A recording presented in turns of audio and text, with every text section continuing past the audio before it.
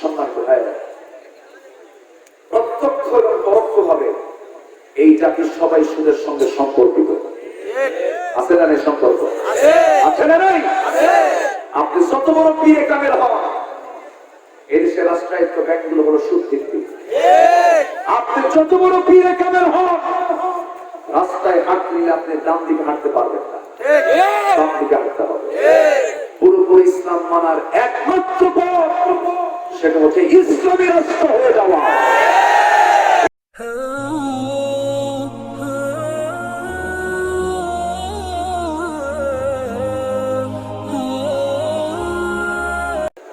السلام عليكم ورحمة الله وبركاته. وعليكم السلام ورحمة الله وبركاته. إن الحمد لله الأكرم الذي خلق الإنسان وكرمه وعلمه من البيان ما لم يعلم، فسبحان الذي لا يحصى امتنانه باللسان ولا بالقلم. نشهد أن لا إله إلا الله وحده لا شريك له،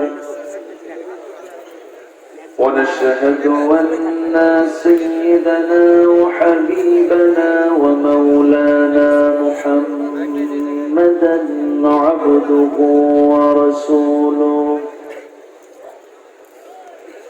الذي أرسله بالحق بشيرا ونذيرا وداعيا إلى الله بإذنه وسراجا وقمرا منيرا.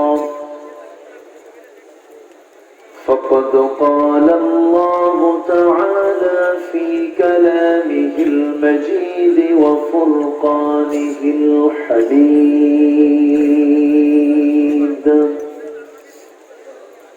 أعوذ بالله من الشيطان الرجيم. بسم الله الرحمن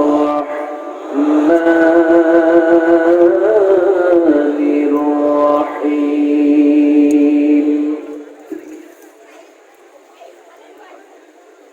إن الذين آمنوا والذين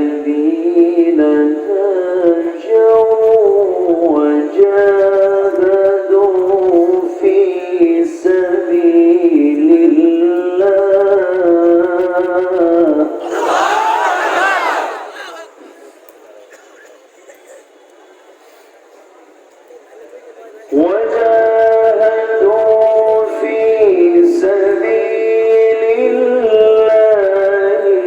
أولئك يرجون رحمة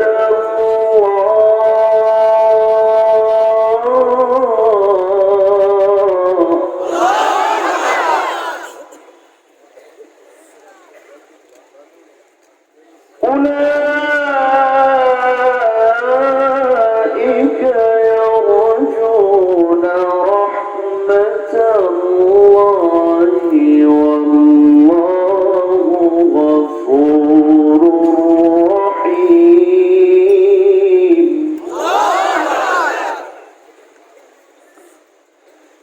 الله أكبر. بسم الله الرحمن الرحيم.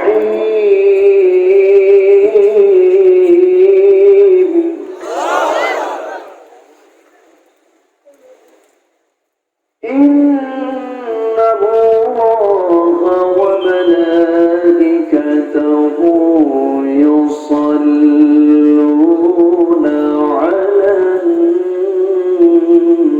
النبي يا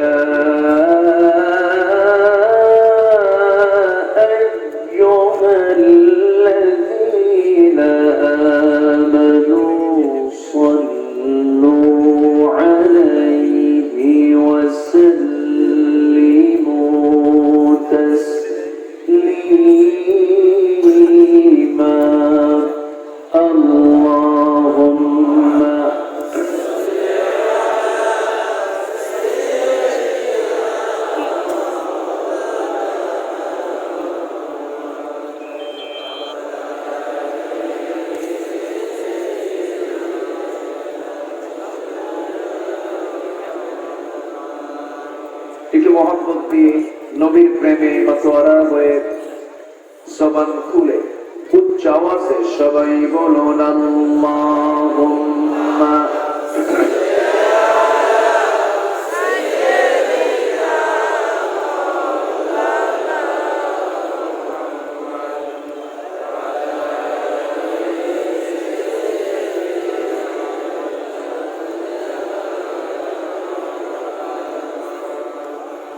শিবে আবু তালিব সে এক কারাগার কাটলো শেখাই তোমার বহুদিন হলো পার না খেয়ে না ঘুমে কত রাত কেঁদে কেঁদে দিন কায়েমের তরে ধৈর্য ধরে ধরে হে রাসূল এসে গেল বদর উহুদ খন্দক পরীক্ষা জামাল বিয়ে পাশ হলো সকল পরীক্ষা অবশেষে হয়ে গেল দিন কায়েমের বিজয় তরি রাসূল আমার বলে দিলেন খায়রুল কুরুনি করনি আল্লাহুম্মা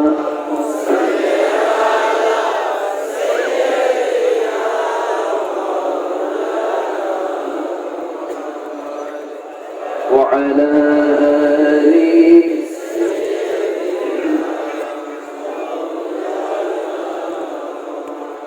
সবাই বলুন বালাগাল উলা বিকামালিহি কাশাফাত তুজা বিজামালিহি হাসনাত জামিউ খিসালিহি সাল্লু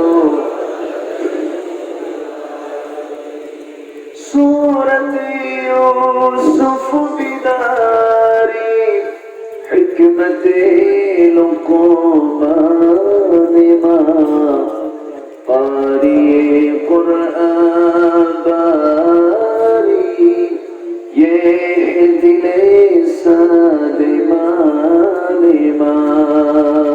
بلغ العلا كشف التجى بجماله حسنت جميع خصاله سلوا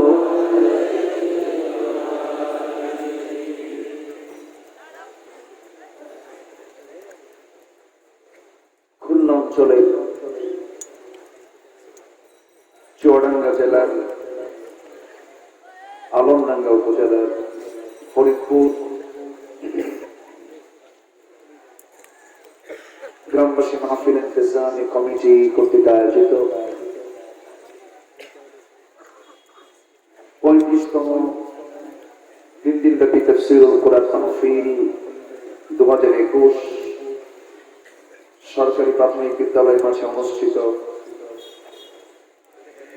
আজকের এই মহতি আয়োজনে সম্মানিত সুযোগ্য সভাপতি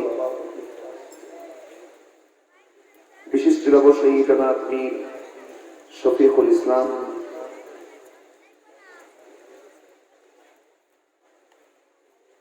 আজকের প্রোগ্রামের বরেণ্য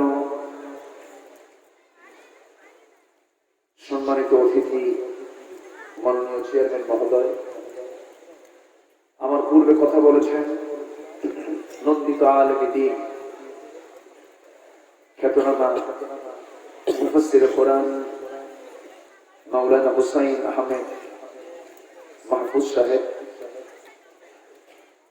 মঞ্চভূমিষ্ঠ হযরত উলামায়ে কেরাম, বিশেষ করে মাওলানা কারি আবুল বাশার সাহেব, উপস্থিত সম্মানিত মেহমানবৃন্দ, সামনে উপস্থিত দূরে কাছে বিভিন্ন স্থান থেকে ছুটে আসা তাওহীদের পতাকাবাহী, কালেমার ঝান্ডাবাহী, দ্বীন ইসলামের নরসারদুল বীর মুজাহিদ, প্রাণ প্রিয় সম্মানিত দ্বীনী ভাইরা, আড়ালে বসে আছেন শ্রদ্ধেয়া সম্মানিতা মা বোনেরা, আলোচনার সূচনায় আনুষ্ঠানিকতার মধ্য দিয়ে আমার পক্ষ থেকে আবারও দিল খোলা সালাম, আসসালামু আলাইকুম ওয়া রাহমাতুল্লাহি তাআলা ওয়া বারাকাতুহু। সবাই কেমন আছেন? উল্টা প্রশ্ন, যে আপনাদের দোয়া আল্লাহ পাক আমাকেও ভালো রেখেছেন, বলছি আলহামদুলিল্লাহ। কিন্তু একটু ঠান্ডা গরমে কি লাগে, একটু কফ জমে যায়।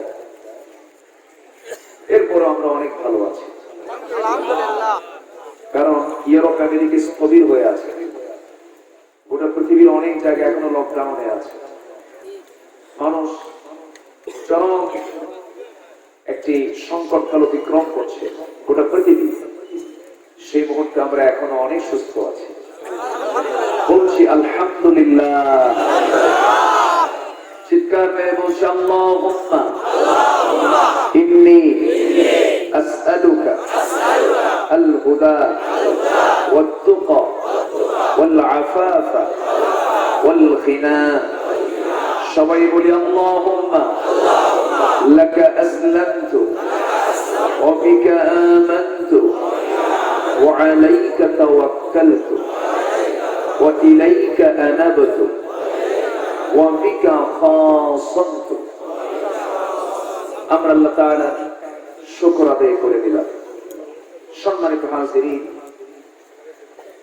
গত দুদিন এখানে আলোচনা হয়েছে, অনেক বিচক্ষণ বিদগ্ধ খ্যাতনামা উলামা হযরত তারা কথা বলেছেন। আমি শেষ দিনের শেষ ক্লাসে ভাঙ্গাচোরা কিছু কথা বলতে এসেছি। এলেম কালাম তেমন কিছু নাই, দেখি চেষ্টা করছি কিছু কথা বলার। তবে আমাদের ব্যক্তিগত কোনো কথা আমরা বলি না, আমরা যা বলি কার কথা? আজকে বলবেন না কার কথা? আমার হুসাইন ভাই খুব সুন্দর কথা বলেছেন। আসলে সুন্দর কথা বলার সুযোগ দিতে পারে।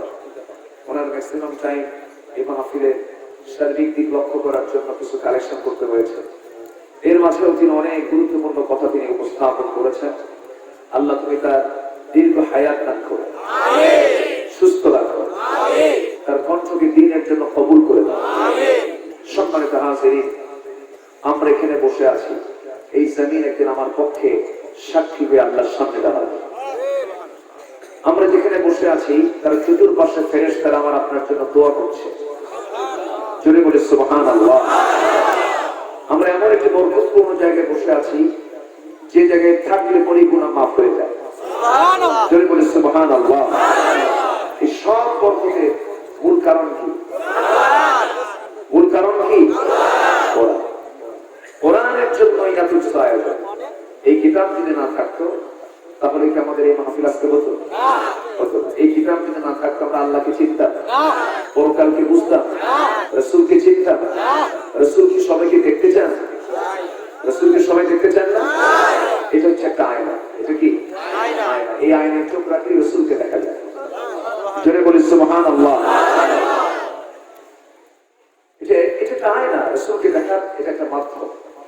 لقد كان لكم في رسول الله أسوة حسنة وإنك لعلى خلق عظيم। তো তার চরিত্র ছিল কানা খুলুকুল কোরআন। তো তার চরিত্র যেহেতু কোরআন, তার চরিত্রকে জানতে হলে কোরআন শিখলে তার চরিত্র শেখা হয়ে যাবে। সুবহানাল্লাহ। জোরে বলি সুবহানাল্লাহ। সেই কালামে রব্বানি থেকে আমি একটা আয়াত আমি তেলাওয়াত করেছি। বৃহৎ সূরা 286 আয়াত সম্বলিত একটি বিশাল সূরা সূরাতুল বাকারা। আমি 218 নম্বর আয়াত তেলাওয়াত করেছি। এই আয়াতকে সামনে রেখে কিছু কথা আমি উপস্থাপন করতে চাচ্ছি। আল্লাহ রাব্বুল আলামিন সকলের আগে আমাকে আমলের নিয়তে বলার এবং আপনাকেও শোনার তৌফিক দান করুন। আমিন। জোরে বলি আল্লাহুম্মা আমিন। সম্মানিত হাজিরিন, কোরআন আল্লাহর পক্ষ থেকে দেওয়া একটা বিশাল নিয়ামত এবং এটা একটা রহমত। অনুনাজ্জিলু মিনাল কুরআনি মা হুয়া শিফাউ ওয়া রাহমা। এটা আমার আপনার জন্য একটা আরোগ্য, এটা আমার আপনার জন্য একটা রহমত। যদি বলি সুবহানাল্লাহ। এবং যত রহমত আছে, যত নিয়ামত আছে, শ্রেষ্ঠ নিয়ামত হচ্ছে এটা। আল্লাহ রাব্বুল আলামিন একটি সূরার ভিতরে বারবার বান্দাকে প্রশ্ন করছেন, বারবার বান্দাকে ডেকে ডেকে বলছেন, ফাবি আইয়ি আলা'i রাব্বিকুমা তুকাযযিবান। কোন সূরা বলে? আবার বলে বারবার কেন বললেন? বারবার বলেছেন বিভিন্ন নিয়ামত নিয়ে আল্লাহ রাব্বুল আলামিন বান্দার সামনে তুলে ধরেছেন। আল্লাহ রাব্বুল আলামিন এক জায়গায় বলছেন, খালাকাল ইনসানা মিন সালসালিন কাল ফাখখার ওয়া খালাকাল জান্না মিন মারিজিন মিন নার ফাবিআইয়ি আলা'i রাব্বিকুমা তুকাযযিবান। মানুষকে সৃষ্টি করা হয়েছে শুষ্ক শুষ্ক ঠনঠনে মাটি থেকে, আর জিনকে সৃষ্টি করা হয়েছে আগুন থেকে। একটা তথ্য দিয়ে আল্লাহ রাব্বুল আলামিন বলছেন, বান্দা আমার কোন কোন অবদানকে তুমি অস্বীকার করবে?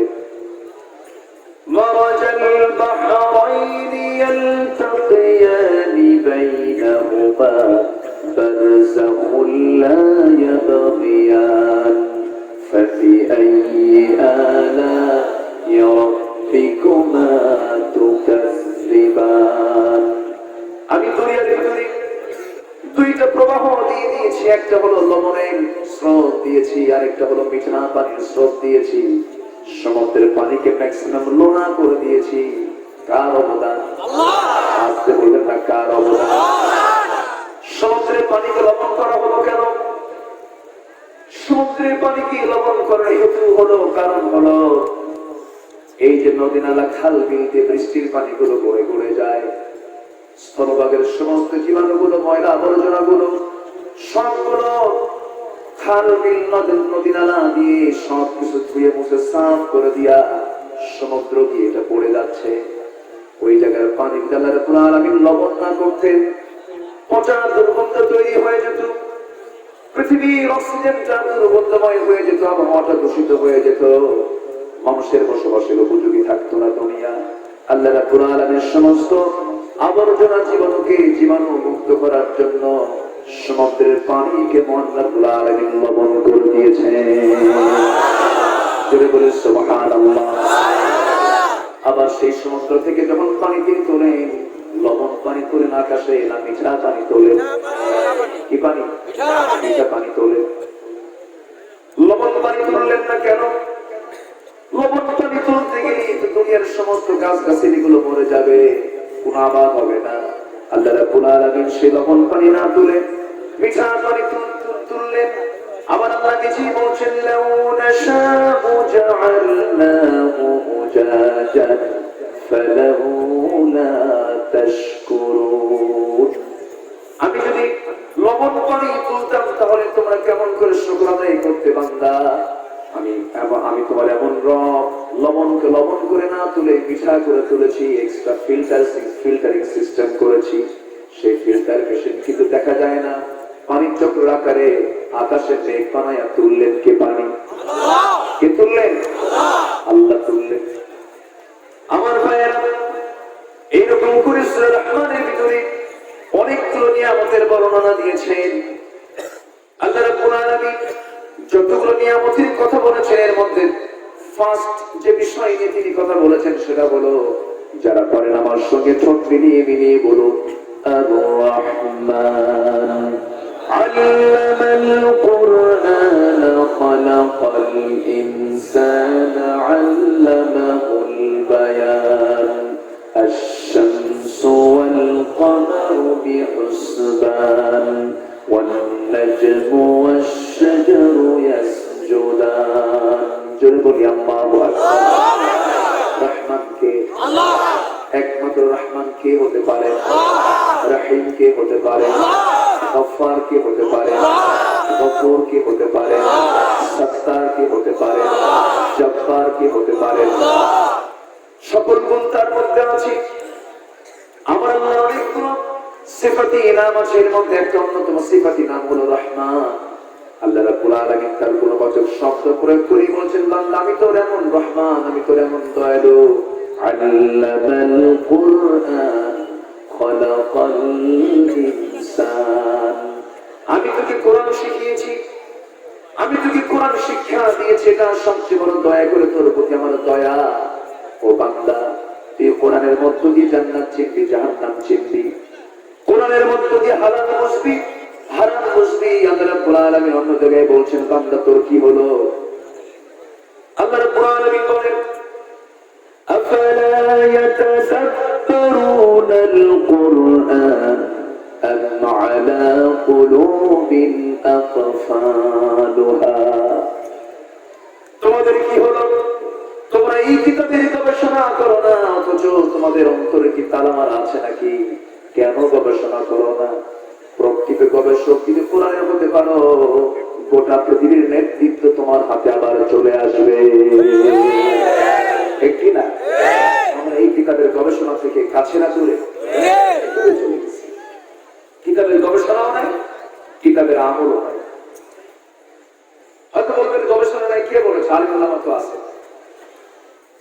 কিতাবের গবেষণা দেখেন, আজকে পশ্চিমা বিশ্ব তারা সায়েন্স টেকনোলজিতে, বিজ্ঞান প্রযুক্তিতে মুসলমানদের চাইতে এগিয়ে না পিছিয়ে? এগিয়ে না পিছিয়ে? এগিয়ে গেছে। এগিয়ে যাওয়ার পিছনে অন্যতম কারণ হলো তারা নড়াচড়া করছে, আল্লাহ সৃষ্টি নিয়ে গবেষণা করছে। অথচ আল্লাহ সৃষ্টি নিয়ে গবেষণার কথা কে বলেছেন? আল্লাহ বলেছেন। আল্লাহ রাব্বুল আলামিন বলেন, إن في خلق السماوات والأرض واختلاف الليل والنهار لآيات لأولي الألباب الذين يذكرون الله قياما وقعودا وعلى جنوبهم ويتفكرون في خلق السماوات والأرض ربنا ما خلقت هذا باطلا جربنا الله أكبر আসমান সৃষ্টিতে, জমিন সৃষ্টিতে যারা চক্ষুওয়ালা, যারা গবেষক শ্রেণীর, তাদের জন্য বিশাল শিক্ষা আছে। যারা আল্লাহকে স্মরণ করে দাঁড়িয়ে থেকে, বসে থেকে, শয়ন স্বপনে, আর আল্লাহ সৃষ্টির গবেষণার শেষ প্রান্তে এসে বলে, আল্লাহ তুমি যা কিছু বানিয়েছো কোনো কিছু অবান্তর করে বানাও নাই। জোরে বলি সুবহানাল্লাহ। কিন্তু সেই গবেষণা আজকে কোথায় গেল? জ্ঞানে বিজ্ঞানে মুসলমানরা পৃথিবীর এগিয়ে ছিল, পৃথিবীর শীর্ষে ছিল মুসলমান। কিন্তু আজকে মুসলমান পিছিয়ে যাওয়ার মূল কারণ হলো, অন্যতম কারণ হলো কোরআন শিক্ষা থেকে আজকে মুসলমান কাছে না দূরে? আসতে হলে না কাছে না দূরে? অনেক দূরে। যারা একটু কোরআনকে নিয়ে রিসার্চ করতে চায়, একটু গবেষণা করতে চায়, ওরা অনেক গুটি লাগে। ঠিক কিনা? একজন আলিম একটা তথ্য দিলেন, আরেকজন ওর বিরুদ্ধে লাগে, ও ওর বিরুদ্ধে লাগে। জাকির নায়েক, আব্দুল করিম, এরকম করে কেন হয়? আব্দুল করিম জাকির নায়েক একজন ওয়ার্ল্ড ইসলামিক স্কলার, বিশ্বব্যাপী একজন ফেমাস, তিনি ইসলামিক স্কলার। এই লোকের বাড়ি হলো ভারতে, আজকে তিনি নির্বাসিত হয়ে মালয়েশিয়াতে আছে। সৌদি তাকে নাগরিকত্ব দিয়েছিল, মালয়েশিয়া তাকে নাগরিকত্ব দিয়েছে। তার সমস্ত সম্পত্তি ক্রয় করা হয়েছে, বাজেয়াপ্ত করা হয়েছে, তাকে দেশ থেকে বিতাড়িত করা হয়েছে। কেন করা হলো, কি জন্য করা হলো, ওই জাতীয় কোন চিন্তাই মাথায় নাই। আমার দেশের কিছু কাঠমোল্লা আছে, বলে ওর কোন ইলেম আছে না? এরকম কিছু বলার মানুষ আছে না? এটা কি গবেষণার ফসল? এটা কি চিন্তার ফসল? তোমার গবেষণায় যদি এই কথা আসে, তুমি কি গবেষণা করেছো? জাকির নায়ক কোন আলেম না, তার কোন এলেম কালাম না। সম্মানিত ভাইয়েরা, জাকির নায়ককে তোমরা চেনো না, কিন্তু দমোদর দাস নরেন্দ্র মোদী ঠিকই তাকে চেনে, ঠিক কিনা? ঠিকই তাকে চেনে। নরেন্দ্র মোদী মালয়েশিয়ার মাহাথির মোহাম্মদকে ডাক দিয়ে বলে, মাহাথির, আমাদের জাকির নায়ককে আমাদের হাতে তুলে দাও। মাহাথির মোহাম্মদ বললেন, গোটা পৃথিবীর সবচেয়ে বড় গণতান্ত্রিক রাষ্ট্রের রাষ্ট্রপ্রধান হতে পারো, তোমার বিশাল পর থাকতে পারে, কিন্তু জেনে রেখে দিও জাকির নায়ক তোমাদের সম্পদ নয়, জাকির নায়ক হলো মুসলিম উম্মার সম্পদ। আর আমার দেশের কিছু কাঠমোল্লা পায়, এলে কিন্তু নাই, তুমি কোন কষ্ট করছো? তুমি কি কাজ করেছো? তুমি সম্মানিত ভাইয়েরা, সম্মানিত বন্ধুগণ, একটা মানুষের ভুল থাকতেই পারে, থাকতে পারে না? থাকতেই পারে। ভুল নাই এমন কোন লোক পৃথিবীতে আছে? আমি কি ভুলটা দেখবো না ভালোটা দেখবো? অপরের ভালো দেখবো, নিজের অপরের ভালো দেখবো, নিজের ভুল দেখবো, তাহলে তার কিছু নাই। নিজের ভুল খুঁজে পাওয়া, এটাই তো আমাদের সবচেয়ে বড় একটা ব্যাড নেচার হয়ে গেছে, খারাপ একটা দিক হয়ে গেছে। শুধু মানুষের ভুল খুঁজে বেড়ায়।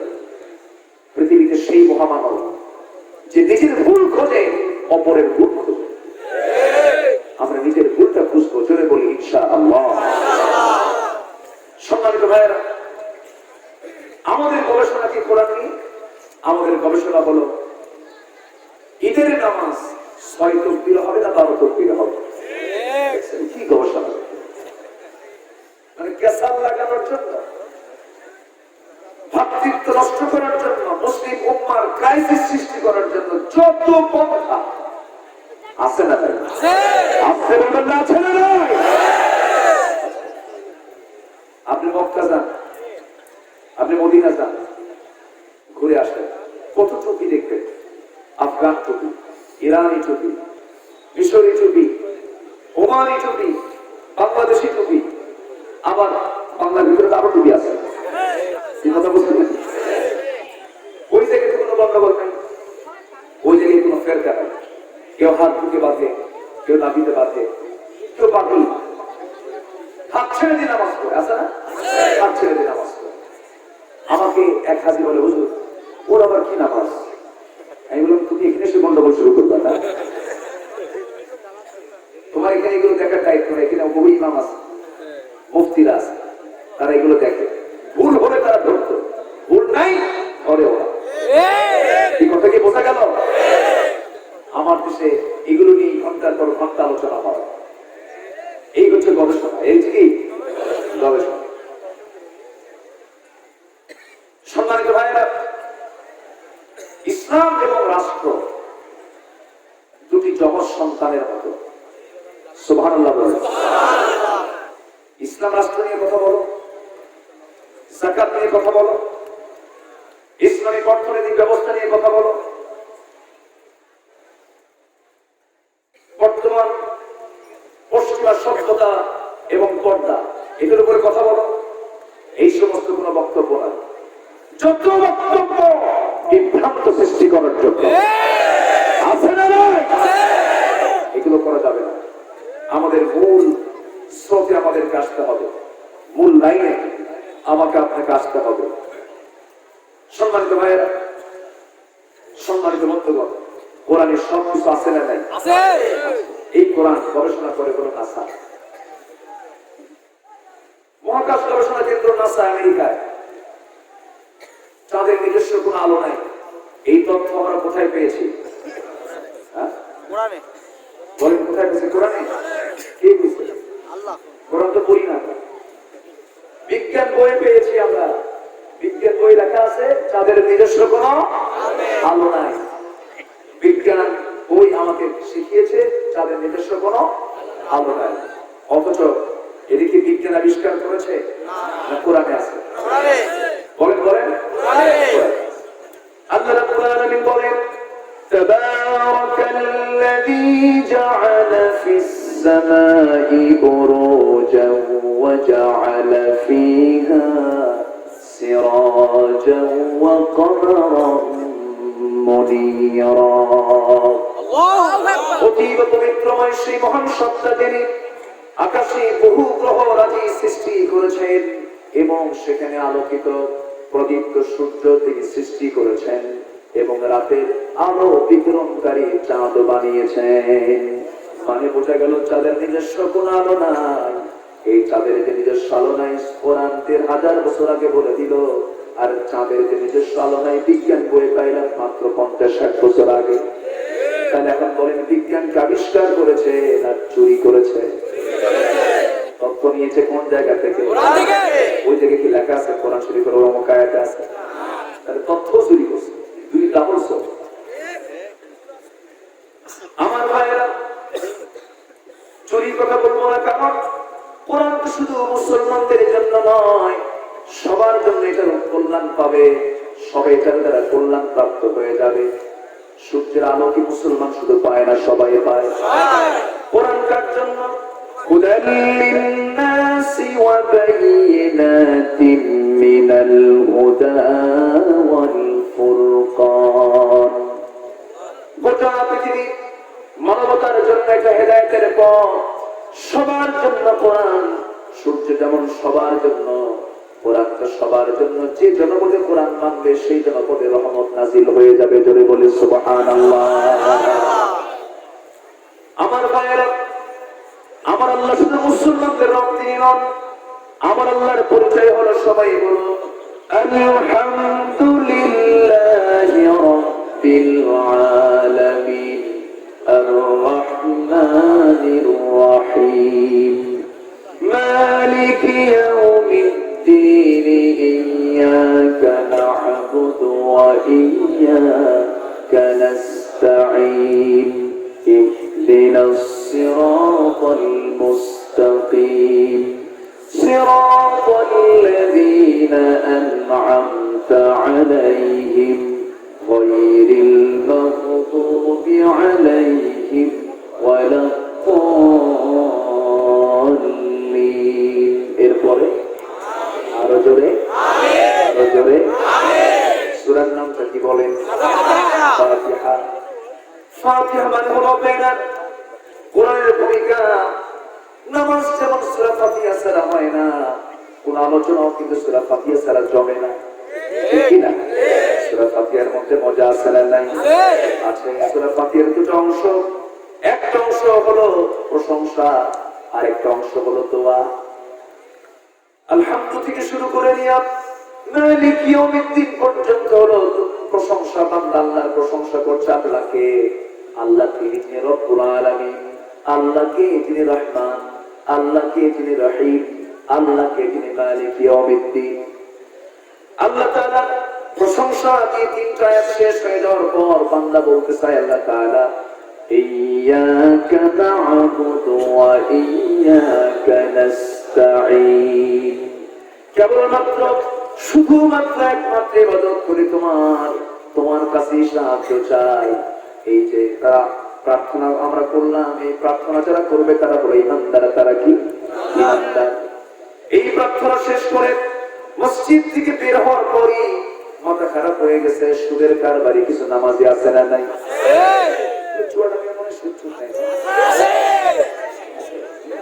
আছে, সুদ আছে। রাতের বেলা কোনো কোনো পেশাব করলে কিসের লক্ষণ? কিসের লক্ষণ?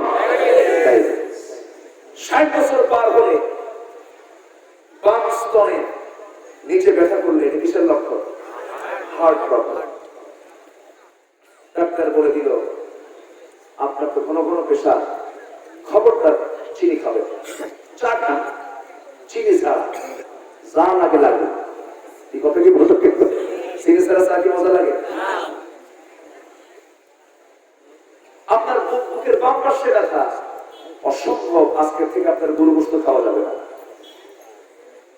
সিনার গোশত ভুনা করে সামনে পাঠিতে করা, সামনে চিনি পট সামনে রাখা, চা আছে, চিনি খাওয়ার উপায় নাই।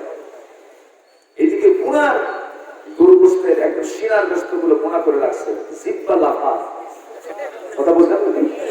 জিব্বা কি করে? লাফা খাই, কিন্তু কি খাইলে সমস্যা, ব্লক হয়ে যাবে, আরো সমস্যা হয়ে যাবে। ডাক্তারের পরামর্শে যদি প্রিয় খাবার গরু ছেড়ে দেয়, চিনিও ছেড়ে দেয়, ফটকা চা খায়, যে চার কোনো স্বাদ নেই। কেন? কিন্তু বাঁচার জন্য, সুস্থ থাকার জন্য। আর মৃত্যুর পর চিরস্থায়ী জান্নাত পাওয়ার জন্য আল্লাহর পরামর্শ হলো সুদ খায় না, চন্দ্রের খাওয়া খায়। ঠিক কিনা? এই সময় কি উঠবেন না, উঠলে কিন্তু বোঝা যাবে যে লোকটা সুদ খায়। খুব সাবধান। কি ওঠে নাকি? কষ্ট পাচ্ছেন নাকি আপনারা? জোরে বলি ইনশাআল্লাহ। আমার দেশে দোয়া কি কম হয়? বলেন দোয়া কম হয়? বিশ্ব ইজতেমায় লাখ লাখ মুসলমান দোয়া করে। বহু পীরের দরবারে কত দোয়া হয়, কত মাহফিল গুলোতে দোয়ার সয়লাভ চোখের পানিতে গাল ভিজে শেষ। এত দোয়া চাই গো, কোথায় যায় এত দোয়া? সুদ খাইয়া শেষ করে। এই কথা কি বোঝা গেল? সম্মান কোথায়? প্রত্যক্ষ এবং পরোক্ষ ভাবে এই জাতির সবাই সুদের সঙ্গে সম্পর্কিত। আছে না নেই সম্পর্ক? আছে না নাই? আপনি যত বড় পীরে কামেল হন, এদেশের রাষ্ট্রায়ত্ত ব্যাংকগুলো হলো সুদ ভিত্তিক। আপনি যত বড় পীরে কামেল হন, রাস্তায় হাঁটলে আপনি ডান দিকে হাঁটতে পারবেন না, বাম দিকে হাঁটতে হবে। পুরোপুরি ইসলাম মানার একমাত্র পথ সেটা হচ্ছে ইসলামী রাষ্ট্র হয়ে যাওয়া। এমতের পক্ষে রাজি আছেন কারা কারা? হাত উঁচু করে দেখা।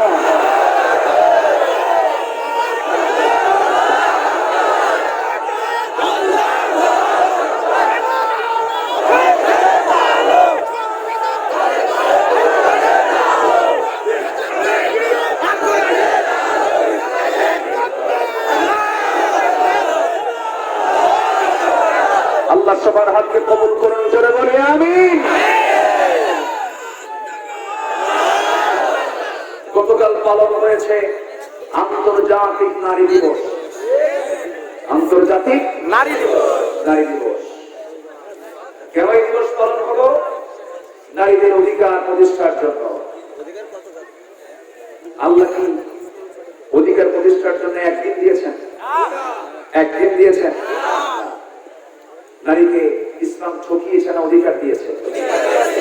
মা হিসাবে আছে না নাই অধিকার? আছে না নাই? মেয়ে হিসাবে, বোন হিসাবে, সব দিক থেকে, সব একদিনে তো সব বলা যায় না, সব দিক থেকে আপনি কোন দিক থেকে চান? মেয়ে তো রহমত, মেয়ে কি রহমত, বউ তো বরকত, বউ কি বরকত, আর মা তো জান্নাতি। সুবহানাল্লাহ। সব তো মেয়েরাই পেল, আমরা কি পাইলাম? কোরআনে কারীমে পুরুষ নামে কোনো সূরাই নাই, আমরা বাপ, কোরআনই বাপ করছে আমাদের। সূরা রিজাল নামে কোনো সূরা নাই, সূরা নিসা আছে। সূরা নিসা আছে না? তাহলে কোরআনের সূরা নিসার নামে নারী জাতির নামে একটা সূরাই দিলেন। 114টা সূরার ভিতরে একটা সূরা নারী জাতির সূরা। আবার মহিলার নামে আছে সূরা মারিয়াম, আছে না নাই? আর পুরুষ নামে সূরা রিজাল নামে কোনো সূরাই নাই। তা আমরা তো বাপ করছি অধিকার থেকে, কথার কথা বলছি। ইসলাম নারীকে তো ঠকাই দেয়। আন্তর্জাতিক নারী দিবস তারাই পালন করতে যায় যারা উলঙ্গ হয়ে রাস্তায় বের হয়। ঠিক কিনা? আমরা অধিকার বুঝি মেয়েদের। অধিকার মানে এই না যে অসভ্য কোনের হিংস্র জন্তু জানোয়ারের মতো উলঙ্গ হয়ে তোমাকে বের হতে হবে। কোনের পশুর গায়ে কোনো কাপড় নাই, তুমি মানুষ, তোমার গা তোমাকে থাকতে হবে। যত পুরুষ ছাড়া একজন নারী কোন পুরুষের সঙ্গে দেখা করতে, কথা বলতে, দেখা করতে পারবে? পর্দা ছাড়া চলতে পারবে? কয়টা ছাড়া? শুনবেন, আলোচনা শুনবেন, আগ্রহ আছে সবার? জোরে বলি ইনশাআল্লাহ। খালি 5 ওয়াক্ত নামাজ পড়লে জান্নাত পাওয়া যাবে। অনেকে চিন্তা কি জানেন? আল্লাহ আমার জান্নাত দেবে। এরকম এরকম সস্তা চিন্তার লোক আছে না কিছু? এরকম আছে না? খুব সস্তা চিন্তা করে আল্লাহ আমার জান্নাত না দিয়ে যাবে কোথায়? কথা বলতে একদিন তো জান্নাতে যাবো, খামা খাই এত হুজুরদের এত অসুবিধা, এত পেঁয়াজ কি দরকার? এরকম বলার লোক আছে না? নাই। জান্নাত এত সস্তা না। সাহাবীরা ঘর বাড়ি ছাড়লেন, বউ পরিবার পরিজন ছাড়লেন, ফাঁসির মঞ্চে ঝুললেন, সেও জান্নাত পাবে, তুমিও জান্নাত পাবা। তাহলে কি ওই লোকদের প্রতি অবিচার হবে না? অবিচার হবে না? তারা কষ্ট করে জান্নাত পাবে, আপনি কিছুই করলেন না, তুমি জান্নাত পাবা। আল্লাহ কি অবিচার করবেন? আল্লাহ কি অবিচার করবেন? কখনোই। আল্লাহ রাব্বুল আলামিন বলেন, আহাসিবান নাস আন ইউতরাকু আন ইয়াকুলু আমান্না ওয়া হুম লা ইফতানুন। মানুষের কি ধারণা, ঈমান এনেছি এতটুকু শব্দ বলেই সে জান্নাত পেতে চায়, অথচ আমি তাকে জান্নাত দেবো এত সহজেই না। না, অবশ্যই আমি তাকে পরীক্ষা করব। কার কথা? আসতে বলবেন না, কার কথা? পরীক্ষা নেবেন কে? পরীক্ষা দেবে কে?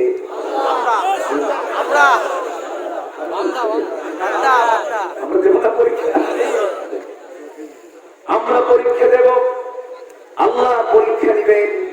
কি কি দিয়ে পরীক্ষা নেবেন তাও ফাইন্ড আউট করেছেন বিভিন্ন জায়গায়, বিভিন্ন আয়াতে।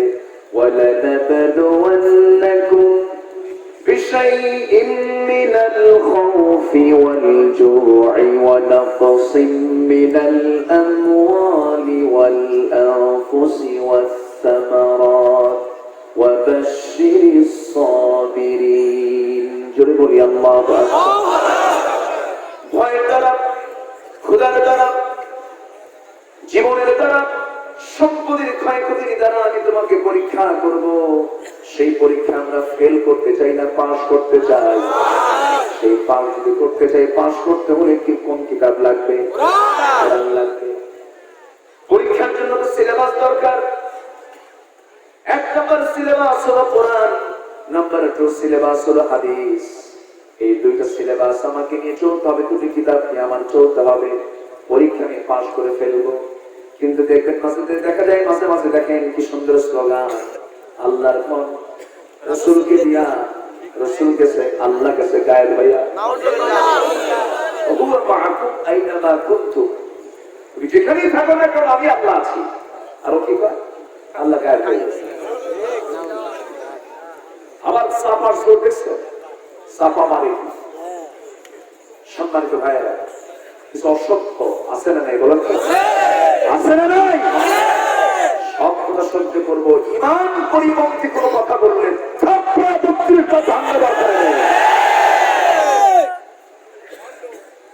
সম্মানিত ভাইয়েরা, আমার দেশে এই মুহূর্তে পীর বেশি না মরিদ বেশি?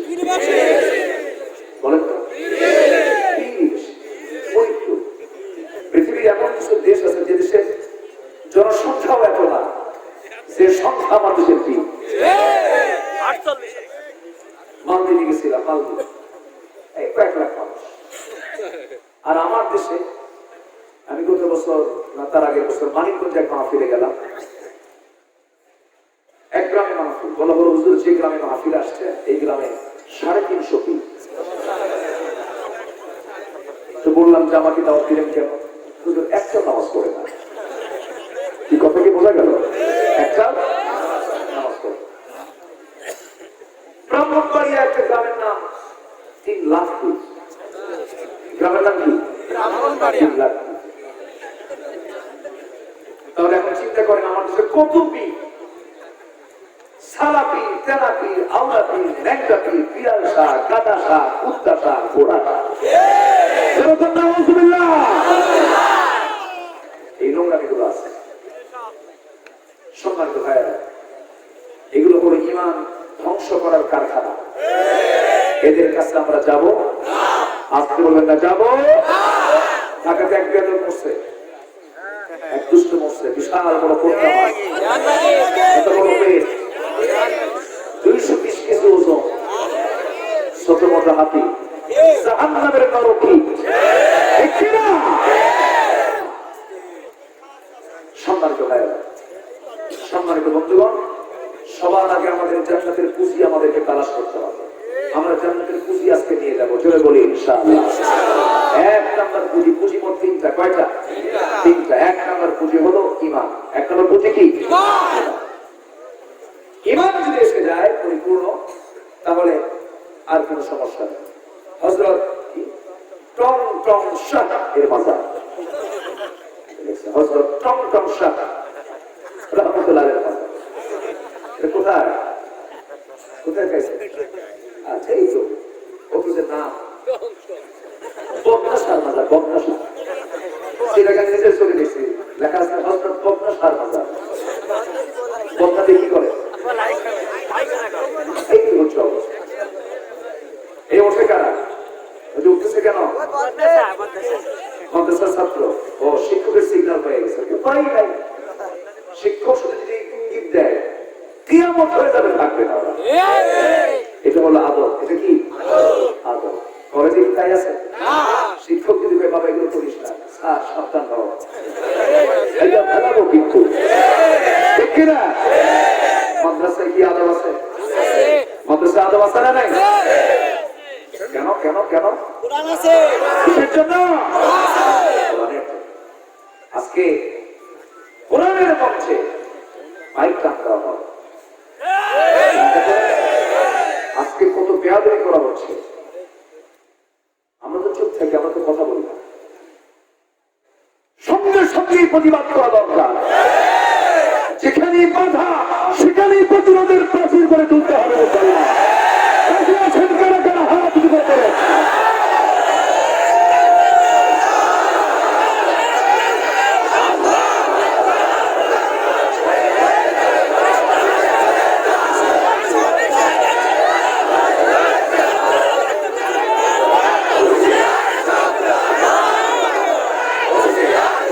আল্লাহ সবার হাতকে কবুল করুন, জোরে বলি আমিন।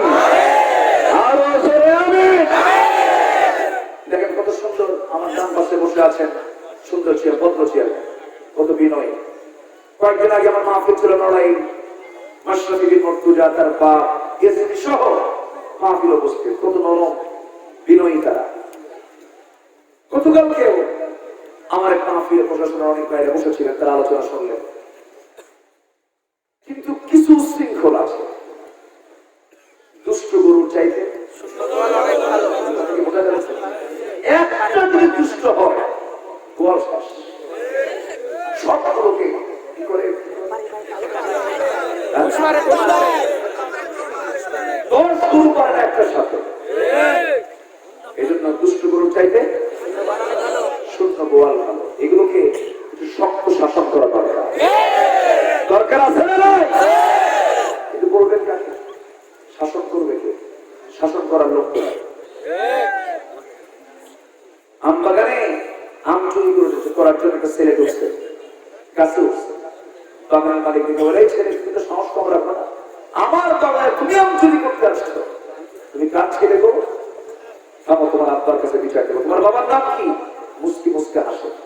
তুমি তো বেদব কম না, বাবার নাম কি? হাসো কেন? আমার আব্বার নাম শুনতেন, নাম শোনার দরকার নেই। দেখেন আমার আব্বা আমার মাথার উপরে সালা নিয়ে গাছের আগে বসে আছে। কথা কি বোঝা গেল? যাদেরকে বলবেন তারা এবার খেলা হবে, তাকে বলবেন। সম্মানিত ভাইরা, এই সমস্ত বিয়াদবি তৈরি হওয়ার মূল কারণ একটাই, সেটা হলো ফাকরাউ মা তায়াসসারা মিনহু। কোরআনের চর্চা নাই, কোরআন পড়ে না, কোরআন বুঝে না, কোরআন জানে না। কি না? তুমি যত বড় শিক্ষিত হও না কেন, কোরআনের জ্ঞান যদি তোমার না জানা থাকে, তুমি নৈতিক শিক্ষা পাবা না। আনুষ্কা দিহামদের জন্ম হবে বারবার, তবু হত্যা হবে বারবার, ধর্ষণের রিপিট হবে, জেনা কারবার বেড়ে যাবে। কোরআনের শিক্ষার বিকল্প জাতিকে সভ্য করার আর কোন পথ নাই, পথ নাই, পথ নাই। এটাই তো বুঝতে পারলাম না আমরা, এটাই তো বুঝতে পারলাম না। আজকে ভার্সিটিতে সমকামিতা বেড়ে গেছে, জেনার পরিমাণ বেড়ে গেছে, বিকৃতি যৌনাচার বেড়ে গেছে, বিয়ে শাদী নাই, বিয়ে শাদী করতে চায় না। কেন চায় না জানেন? বিয়ে শাদী করলে তো বন্দি। ঠিক। বিয়ে শাদী করতে যাবো কেন? গরুর মতো ঘুরে আছে না নাই? আসতে বলবেন না, আছে না নাই? যুবক টাইম করে বিয়ে করবা, বাপকে বলবা বাপ বিয়ে করো। কি কথা কি বুঝতেছেন? যদিও শুনতে লাগতেছে এরকম, কিন্তু যৌবনকে কন্ট্রোল করতে হবে, যৌবনকে নষ্ট করা যাবে না। অনেক বাপও আছে সন্তানকে বিয়ে করার ক্ষেত্রে আগ্রহ দেয়, আছে না? এটা কর, এটা কর, এটা হয়, এটা হয়, এটা হতে হতে পুরা হয়, আছে না নাই? পড়তে পড়তে 50 বছর, 50 বছরে বিয়ে করিয়া 55 বছরে বাপ সন্তান নিয়ে যখন রাস্তায় বের হয় তখন জনগণ কয় এটা কি তোমার দাদা না নানা? দেখি না? এই জন্য সবকিছু সময় হবে না, অসময়ে হবে। সময় হবে না, অসময়ে হবে। করোনারির দিকে তাকানো যাবে, করোনারির দিকে নজর দেওয়া যাবে, দেওয়া যাবে না। এই চোখটা কে দিয়েছেন? এই চোখ বানিয়ে দিয়েছেন কে? চোখের মধ্যে পানি দিয়েছেন কে? চোখের পিছনে মেশিন দিয়েছেন কে? চোখের ভিতরে ঘাম ঢুকলে কি হয়? শরীর থেকে ঘাম ঝরে, এই ঘামের পানি একরকম, চোখের পানি আরেক রকম।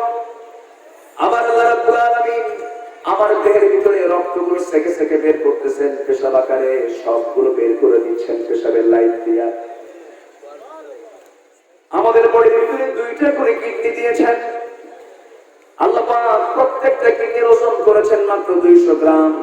এই 200 গ্রাম কিডনিটা প্রত্যেকদিন 150 লিটার করে রক্ত ছাকে। আসতে বলেন সুবহানাল্লাহ। কিডনিটা নষ্ট হয়ে যায়, হসপিটালে ভর্তি করা হয়, ডায়ালিসিস করতে হয়। সেই ডায়ালিসিস মেশিনের যে দরকার, সেই মেশিনটার ওজন হলো 100 কেজি। মেশিনের ওজন কয় কেজি? আর ডায়ালিসিস মেশিনের জন্য আল্লাহ রাব্বুল আলামিন যে বডিতে কিডনি দিয়েছেন তার ওজন কয় গ্রাম? 200 গ্রাম। 200 গ্রাম। 200 গ্রামের কাজ করতে গেলে দুনিয়াটা লাগে 100 কেজি, আর আমার আল্লাহটা লাগে 200 গ্রাম। আল্লাহ কত উন্নত! সুবহানাল্লাহ। আমার আপনার বডিতে 2টা করে কিডনি দিয়েছেন। একটা কিডনি দিলেও চলতো, কিন্তু আল্লাহ বলছেন বান্দারে আমি তো রহমান, আমি তো রাহিম, আমি তো এত বড় দয়ালু, আমি তোর রব, আমি তোর প্রভু। জমিনে চলতে নিয়ে হঠাৎ করে তোর একটা কিডনি অকেজো হয়ে গেছে, সমস্যা নাই, বাকি জীবনটা আরেকটা কিডনি নিয়ে তুই দুনিয়াতে বেঁচে থাকতে পারবি, আর আমার জিকির করবি আলহামদুলিল্লাহি রাব্বিল আলামিন। প্রশংসা কার? কিডনি দিলেন কে? চোখের পানি দিলেন কে? দেখার শক্তি দিলেন কে? বর্ণালীর দিকে ছায়া থাকে কে? আল্লাহ ছায়া থাকে। আমরা তো সব ভুলে যাই। এই চোখের কর্নিয়া নষ্ট হলে পরে তুমি তাকাবা কেমনে? তুমি যে তাকায় থাকো, ফেল ফেল করে ছায়া থাকো, তোমার চক্ষুটা কত সুন্দর করে বানালে সে আল্লাহর সৃষ্টির দিকে তাকাও। আবার পাগলা আমাদের একটা কবি, জাতীয় কবি পাগল, আবার অনেক দামি দামি কথাও তিনি বলেছেন। নারীর দিকে ছায়া থেকে তুমি নারীটাই চেয়ে থাকি, সে মোট অপরাধ।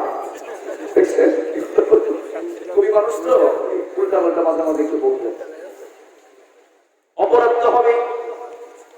নারীর দিকে চেয়ে থাকা যাবে, কিন্তু বড় নারীর দিকে চেয়ে থাকা যাবে না, সেখানে ফিতনা হয়ে যাবে। নিজ নারীর দিকে তাকাবো, পার দিকে তাকাবো, কবুল হজের সওয়াব। মেয়ের দিকে তাকাবো, বরকত পেয়ে যাব। বইয়ের দিকে তাকাবো, ঈমান বেড়ে যাবে। বইয়ের দিকে নজরটা দেব, বইলে মহব্বতটা বেড়ে যাবে। কোথাও গেলে, সফরে গেলে বউকে সাথে নিয়ে যাব।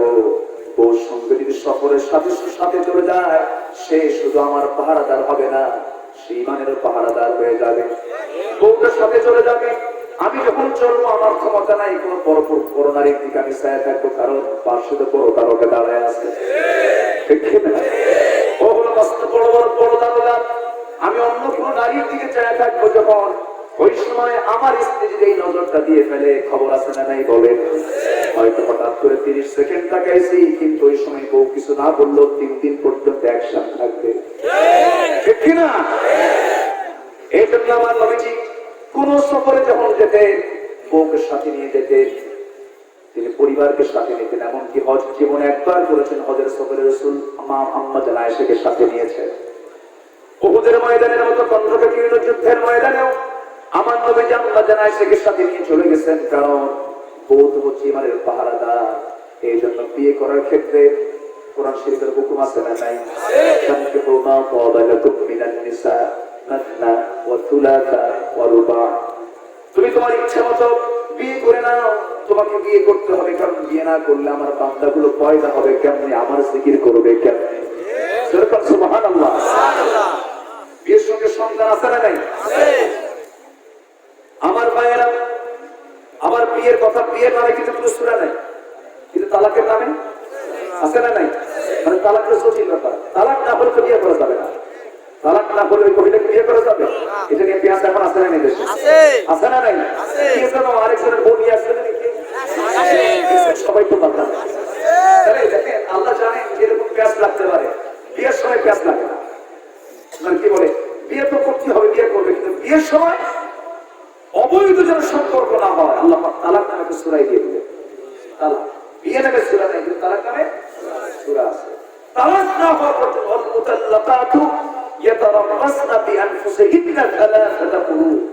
তালাক প্রাপ্ত হওয়ার পর, 3 ইদ্দত পালন করার পর সে হবে বৈধ। কিন্তু যদি কারো বউ ভাগায় নিয়ে আসে, বিয়ে হবে না। এরকম তো ঘটনা চোরাকায় নাই? চোরাকায় আছে? আপনাকে এমন রেকর্ডও আছে, এমন রেকর্ডও আছে, ছেলে যায় বিয়ে করতে বিয়ের বাড়ি। আমার কথা কি বোঝা গেল? এই এলাকায় কি করছে? মেয়ে গেছে সমান অধিকার। কষ্ট হচ্ছে আপনাদের?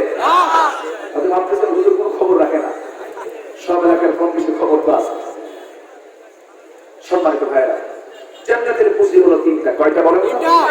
1 নম্বর পুঁজি হলো ঈমান। 1 নম্বর পুঁজি কি? ঈমান। আমার ঈমান হারা হব না, ঈমান হারা হব না।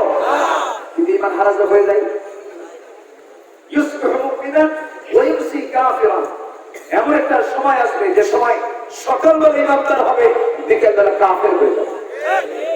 সেই দিন তো আমরা পেয়েছি এখন। সম্মানিত ভাইরা, চাচা, ও চাচা,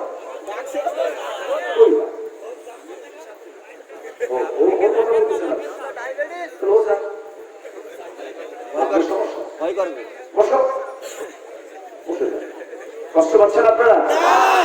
আমার দেরিতে উঠায় দিচ্ছেন, এই সময় তো পেশাবের সময়। একটু আগে ভাগে উঠালে, 9টা 9:30 দিকে উঠালে একটু চাপচু পাশা। এখন তো চাপের সময়, বুঝলেন না? নিম্ন চাপ, ঊর্ধ্ব চাপ। ঊর্ধ্ব চাপ হলো বিড়ি খাওয়া চাপ।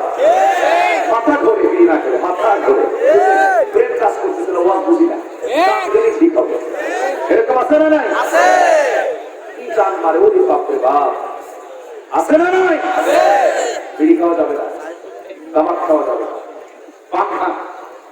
বয়স হয়ে গেছে, একটু পান টান খেলেন, পান টান চাবালেন, একটু তৃপ্তি পাওয়া যাবে, একটু মজা লাগবে, একটু হজম, মানে হজমের কাজ করবে, পানের রসের মধ্যে ভালো খানা। পানের সাথে আবার হাকিম পুরি রহমতুল্লাহ আলাইহি কেন? এগুলো আছে না? এগুলো করা যাবে না। হাকিম পুরির মধ্যে যে পাতা, বিড়ির ভিতরেও এই পাতা, হুজুররা খায়, তো এই জন্য মাসলা আসে না। সত্য বলে দিলাম, ওই 2টা খাওয়ার সমান অপরাধ, ঠিক কিনা? খাওয়া যাবে না। সকল প্রকার নেশা, বিড়ি খাওয়ার ফুটবল কি দেবো বলে? আমার দেশে বিড়ি খাওয়ার ফুটবল আছে, আরো করে 4 রকম। রংপুরে ওয়াজিব, রংপুর কি ওয়াজিব, ঢাকাতে মাকরুহ, সিলেটে হলো মুবাহ, আর চট্টগ্রামে বিড়ি খাওয়া হলো ফরজ। বুঝতেছেন কথা? এই হচ্ছে অবস্থা। সকল প্রকার নেশাকে আল্লাহ পাক হারাম করেছেন, আমরা এগুলো খাবো না। ইমানদারের মুখ হবে অপরিচ্ছন্ন, দুর্গন্ধ না সুগন্ধ? ইমানদারের মুখ হবে অপরিষ্কার না পরিষ্কার? পরিষ্কার থাকবে, দাঁত থাকবে পরিচ্ছন্ন, পকেটে থাকবে এটা সোয়াব। সেইটা সোয়াব দিয়ে দাঁত কি করবো? পরিষ্কার করবো। কয়বার? আসতে বলবেন না, কয়বার? আমার ভাইয়েরা, জীবনটাকে সুন্দর করে ঢেলে সাজাবো আমরা। ইন্নাল্লাযীনা আমানু জান্নাতের এক নম্বর পুঁজি হলো যারা ঈমান আনবে, কিন্তু ঈমান আনলে পরে তার জীবনে পরীক্ষাও চলে আসবে। আপনি ঈমানের দাবি করেন, কাফের আপনাকে চিনে নেবে, মুশরিক আপনাকে চিনে নেবে, মুনাফিক আপনাকে চিনে নেবে, যেমন করে আমার রাসূলকে চিনে নিয়েছে।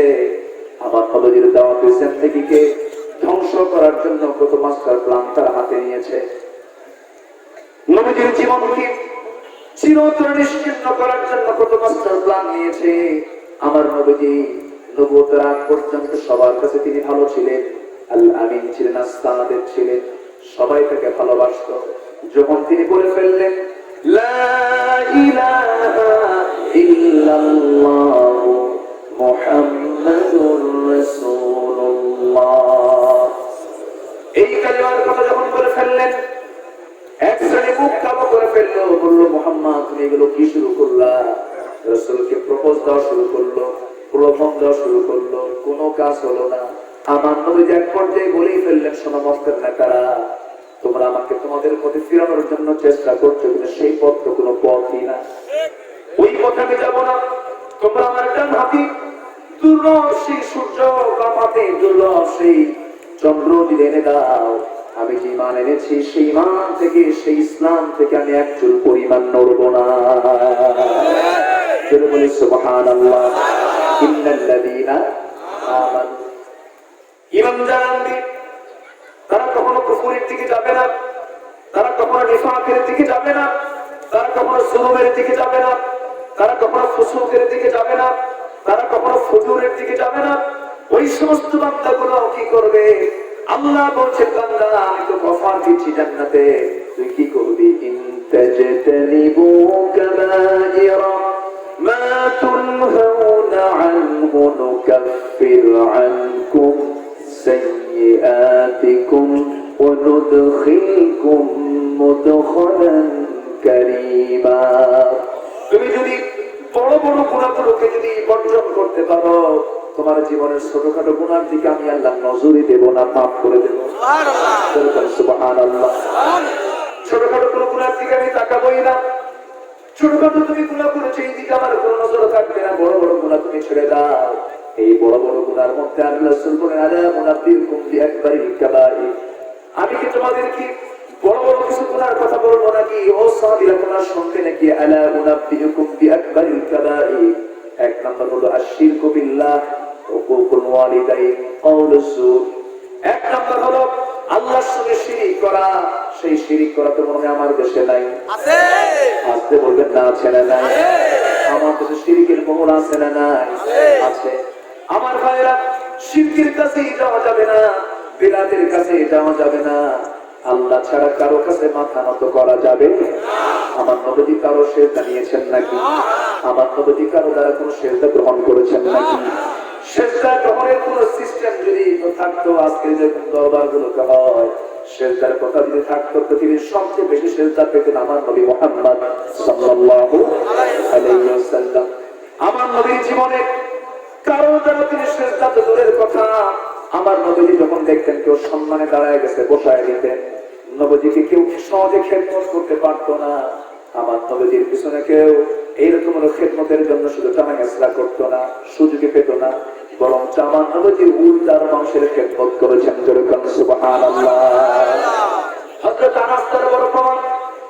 হযরত আনাস বলেন, 10 বছর বয়স আম্মা আমার রাসূলের কাছে আমাকে রেখে গেলেন। আমি 10 বছর বয়সের ছোট মানুষ, 20 বছর আমি রাসূলকে হারিয়েছি। এই 10 বছর আমার রাসূল আমাকে কোনোদিন কোনো কাজের জন্য অর্ডার করতে দেয়নি নাই, বরঞ্চ আমার কাজগুলো উল্টা রাসূল করে দিয়েছেন। জোরে বলি সুবহানাল্লাহ। কি আমার নবী, তার শান কত, মর্যাদা কত! আমার নবীর মর্যাদা কে দিয়েছেন? আল্লাহ। আজকে বলেন না, কে দিয়েছেন? তার চারিত্রিক সনদ কে দিয়েছেন? আল্লাহ। রাসূলকে আমরা চিনি না, আমরা কোন নবীর উম্মত তা আমরা খোঁজার চেষ্টা করি না। সেই নবী আমার নবী, যে নবীকে সবার নবীর নেতা বানিয়েছেন, সব নবীর নেতা হচ্ছেন আমার নবী। আমার ভাইয়েরা, আমার নবীজি আম্মা জান, আমার নবীজি মা আমিনার পেট থেকে যখন পৃথিবীতে চলে আসলেন, একদিন যখন তার বয়স, আবু তালেব আমার নবীর আপন চাচা নবুয়ত লাভের পর একদিন বলতেছে, মোহাম্মদ, একটা তোমার সত্য বাল্য জীবনের একটা কথা আমার মনে হলো। কি কথা বলেন চাচা? তুমি যখন জন্মগ্রহণ করলে, জন্মগ্রহণের একদিন পর তোমার মার চোখে পানি, কারণ তোমার বাবা তো নাই, আব্দুল্লাহ তো আগেই মারা গেছে। তোমার মার চোখের পানি টলমল করছে, আমি লক্ষ্য করলাম। আমি তোমাকে দেখতে পেলাম, তুমি নবজাতক। তোমাকে তোমার মা চাঁদনি আকাশের নিচে তোমাকে শুয়ে রেখে দিয়েছে, তোমার মা পাশে দাঁড়ানো। সেই সময় দেখতে পেলাম তোমার দুটো হাত, তুমি ডান দিকে যখন তোমার ডান হাতটা নড়াও, চাঁদটা তোমার ডান হাতে এসে পড়ে। তুমি যখন বাম হাতটা বাম দিকে নিয়ে আসো, চাঁদটা তোমার বাম দিকে তোমার বাম হাতে এসে পড়ে। তোমার চোখ তুমি যেই দিকে নাও, চাঁদটা সেই দিকেই চলে যায়। তুমি যদি ডান দিকে চোখ নাও, ডান দিকে চাঁদ চলে যায়। তুমি যদি চোখটা বাম দিকে নাও, বাম দিকে চাঁদটা চলে যায়। আমার শুনে বললেন, চাচা আপনি কি জানেন চাঁদ এরকম করার কারণটা কি ছিল? আমার সঙ্গে চাঁদ এমন করতো কেন? এটার কারণটা কি ছিল চাচা? আপনি কি জানেন না? এটার অন্যতম কারণ হলো, জন্মের পূর্বে আমার বাপকে আমি হারিয়েছি। আমার মা বিধবা হয়ে কত কষ্ট স্বীকার করেছে। আমি শিশু মোহাম্মদ, মার সামনে মা আমাকে দেখতেছেন, কিন্তু তার চোখে পানি, তার চোখের পানি বন্ধ করার জন্য আল্লাহ রাব্বুল আলামিন আমার হাতের মধ্যে চাঁদ দিয়েছেন। আল্লাহ আমার জন্য চাঁদটাকে আমার জন্য খেলনা বানায়া দিয়েছিলেন। সুবহানাল্লাহ। আমার নবীর সম্মান কত! সমস্ত পয়গম্বরদের কালেমার সাথে রাসূল শব্দ লাগানো নাই, কিন্তু আমার নবীর কালেমার সঙ্গে রাসূল শব্দ লাগানো আছে। সব নবীর সাথে রাসূল শব্দ লাগানো নাই, কালেমার সঙ্গে রাসূল শব্দ লাগানো নাই। লেখা আদমের কালেমা হলো লা ইলাহা ইল্লাল্লাহ, আদম সফিয়ুল্লাহ। লা ইলাহা ইল্লাল্লাহ, ইব্রাহিম খলিলুল্লাহ। লা ইলাহা ইল্লাল্লাহ, মুসা কালিমুল্লাহ। লা ইলাহা ইল্লাল্লাহ, ঈসা রূহুল্লাহ। আর আমার নবীর কালেমা হলো লা ইলাহা ইল্লাল্লাহ, মুহাম্মাদুর রাসূলুল্লাহ। সুবহানাল্লাহ। সেই নবীজি আমার এত সম্মান মর্যাদা পাওয়ার পরেও আমার নবীজিকে কেউ সেজদা দেওয়ার সুযোগ পেয়েছে নাকি? এই সেজদা একমাত্র কার জন্য? আজকে বলবেন না কার জন্য? আল্লাহর জন্য। আমার নবীজি মক্কায় দাওয়াতি কাজ করছিলেন, দাওয়াতি কাজটা শেষ পর্যন্ত বন্ধ করে দিল। প্রবন্ধীয় যখন কাজ হলো না, নবীজি কোথায় যাবেন? এমন সময় নবীজি ঘর থেকেও বের হতে পারেন না, গৃহবন্দী করে রাখা হয়েছে রাসূলকে। আমার নবীজির দাওয়াতি কাজ, তিনি আর কতক্ষণ ঘরের মধ্যে থাকবেন? নিজের আবেগটাকে ধরে রাখতে পারলেন না, মনে মনে ভাবলেন মক্কায় দাওয়াতি কাজ বন্ধ হলো, আমি একটু তায়েফের ময়দানে কালিমার দাওয়াত দিতে যাব। তায়েফে চলে গেলেন কালিমার দাওয়াত দেওয়ার জন্য। তায়েফের ময়দানে কালিমার দাওয়াত দিতে গিয়ে তিনি ফুলের মালা পেলেন না, পাথর পেলেন। আসতে বলবেন না, ফুলের মালা পাথর পেলেন। ফুল পেলেন না, পাথর। সে পাথর কি ছোটখাটো পাথর নয়। আমার নবীজি কি প্ল্যান করে পাথরগুলো হাতের মধ্যে নিয়ে চোখা চোখা পাথরগুলো আমার নবীজির জন্য বরাদ্দ হয়ে গেল। উচ্ছৃঙ্খল ছেলেগুলোকে লেলিয়ে দিল। আমার নবীজি কি চতুর্দিক থেকে বৃষ্টির মতো যখন পাথর মারা শুরু হয়ে গেল, নবীজির মাথার রক্তগুলো গড়ে গড়ে গিয়ে পার সম্পার জুতার তলার সঙ্গে পায়ের তলার জমাট বেঁধে গেল। শরীরের অর্ধেক রক্ত পড়ে গেছে। নবীজি মুক্ত করে জমিনে পড়ে গেছেন, নবীর পাশে কেউ নাই। জিবরাইল বলছেন, ইয়া রাসূলুল্লাহ, আল্লাহ আমাকে পাঠিয়েছেন, আজকে আপনি যা বলবেন তাই হবে, যা বলবেন তাই হবে। এই তায়েফকে আল্লাহ ধ্বংস করে দেবেন আপনি যদি বদ্ধ দিয়ে দেন। আমার রাসূল বলছেন, ভাই জিবরাইল, বদ্ধ দিলে পরে আমি কালিমার দাওয়াত কাকে দেব? এই কাজ থেকে সুবহানাল্লাহ। এরা বোঝে নাই, মেয়েদেরকে মাফ করে দিলাম। এরা বোঝে নাই, জানে নাই। নবীজি এই কথা বলেই সেই জায়গা থেকে আস্তে করে উঠে পিছনের দিকে তাকালেন, কেউ নাই। একটা দৌড় মারলেন তিনি। এক দৌড়ে তিনি আর পারলেন না যেতে।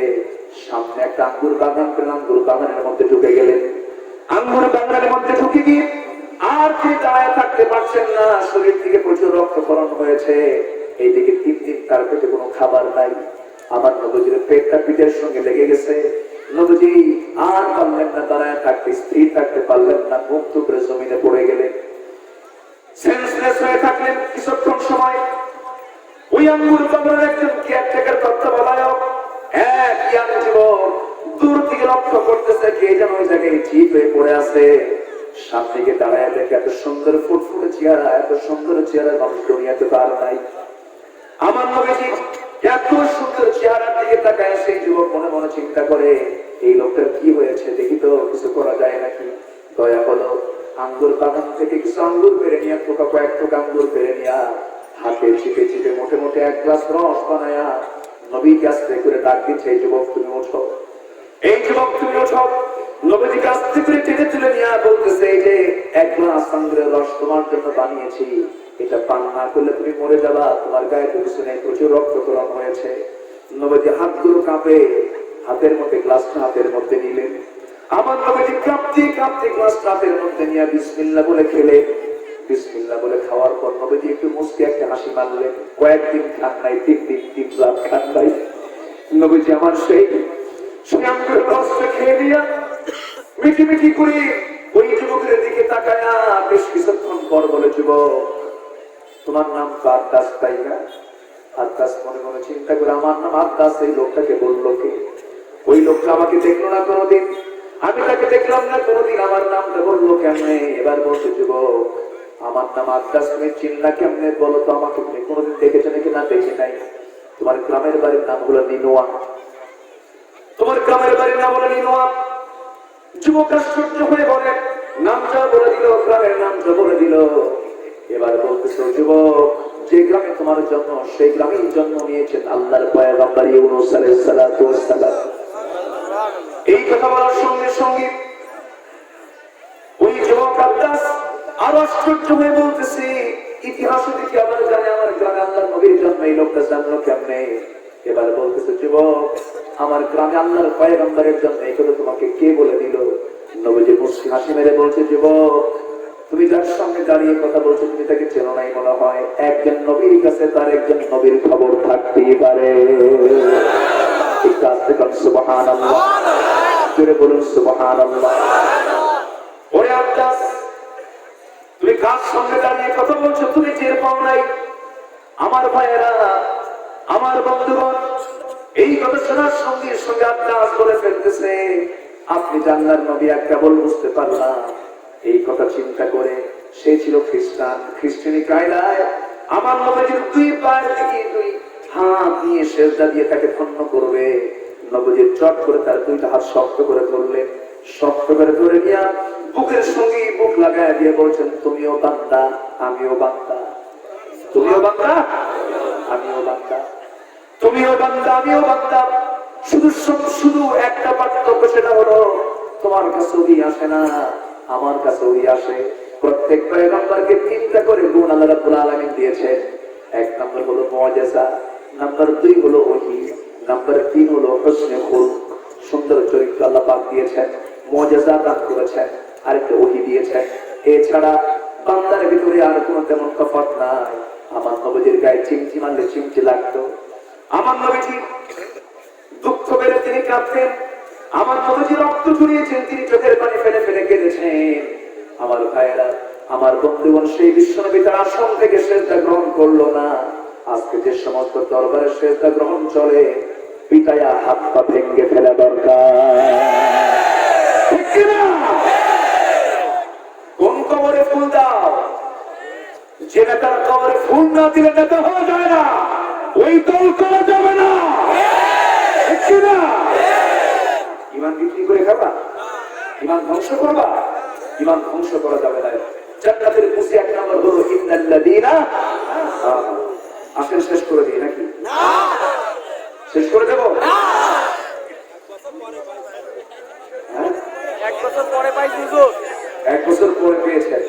জি ঠিক আছে, আপনার যতক্ষণ আমি ততক্ষণ।